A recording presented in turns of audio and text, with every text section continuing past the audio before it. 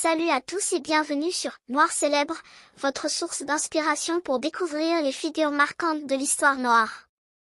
Aujourd'hui, nous allons plonger dans la vie extraordinaire de Jean-Baptiste Bellay, un homme qui a défié l'ordre établi pour devenir une figure clé de l'histoire révolutionnaire française. Jean-Baptiste Bellay est né vers 1746, probablement à Gorée, au Sénégal. Enfant, il a été réduit en esclavage et transporté à Saint-Domingue, l'actuel Haïti. Malgré ses débuts difficiles, Bellay a démontré une résilience et une détermination remarquables.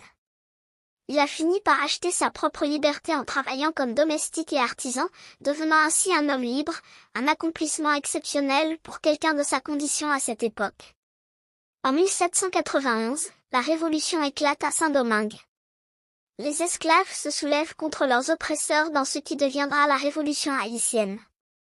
Bellay s'engage activement dans la lutte pour l'égalité et la liberté. Son dévouement et son courage le propulsent rapidement au rang de chef militaire.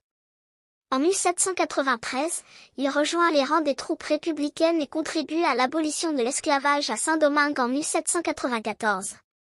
Son charisme et son leadership en font une figure respectée et admirée parmi les insurgés. En 1794, Bellay est élu député de Saint-Domingue à la Convention nationale en France, devenant ainsi le premier député noir de l'histoire de France. À Paris, il se bat avec véhémence pour les droits des anciens esclaves et contre le rétablissement de l'esclavage. Voici un extrait de l'un de ses discours passionnés. Nous avons combattu et versé notre sang pour la liberté, non pour retomber dans les chaînes de la servitude. Ce n'est pas seulement notre liberté que nous défendons, mais celle de toute l'humanité.